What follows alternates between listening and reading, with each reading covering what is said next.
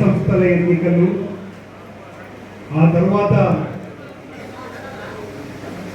రోజమ్మ ఎన్నికలకు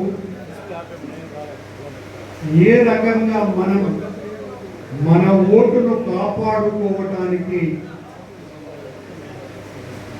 శిక్షణా తరగతి ఈరోజు సమావేశం.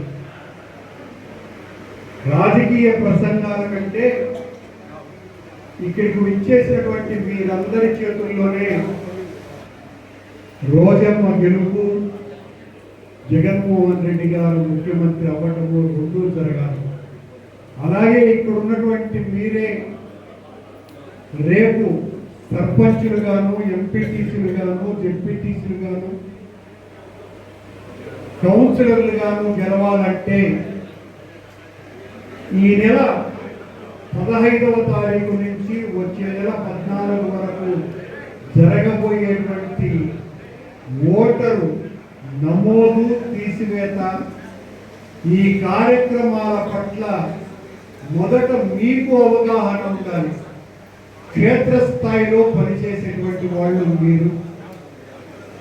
మీరు లేకపోతే ఎన్నికలే లేవు. నగిరి నియోజకవర్గంలో మన ఓటు అన్నది కాపాడేటువంటి బాధ్యత మీ భుజస్కంధాల మీద రోజమ్మ పెట్టింది. బిఎల్ఏలుగా అత్యంత గురుతరమైనటువంటి బాధ్యత మీద ఈ బాధ్యత చెయ్యాలి అంటే మనం ఏం చెయ్యాలో మనకు అవగాహన లేకుండా పోతే మనం ఆ పని చేయలేం. మనం ప్రతి ఇంటికి వెళ్ళి చంద్రబాబును తిట్టడానికి కాదు ఈ కార్యక్రమం మనది అయిన ఓటును కాపాడుకోవటము, చంద్రబాబుకు వేసేటువంటి మోసపూరితమైనటువంటి దొంగ ఓటు అది నిజమైన ఓటు కాదు అని చెప్పటానికి మీరు పని చేయటానికి ఒక శిక్షణ. ఈ శిక్షణ దీని మీద ఎంతో తర్ఫీదు పొంది ఆమూలాగ్రము దాని మీద విషయ పరిజ్ఞానం ఉన్నటువంటి వ్యక్తి వజ్రభాస్కర్ రెడ్డి గారిని సాక్షాత్తు మన నాయకుడు జగన్మోహన్ రెడ్డి గారే నియమించినాడు. భాస్కర్ అయితేనే సరిగ్గా అందరికీ కూడా శిక్షణ ఇస్తాడు అని. ఈ భాస్కర్ ఒకసారి శ్రీశ్రీ గారు తరిమల నాగిరెడ్డి గారిని అన్నారు, నాగిరెడ్డి మనకు దొరికిన కోహినూరు వజ్రం లాంటి వాడు అని. ఈ వజ్రభాస్కర్ రెడ్డి కూడా అదే అనంతపురం జిల్లా నుంచి వచ్చిన కోహినూరు వజ్రం లాంటి వాడు. ఇక చాలా చక్కగా చెప్తాడు.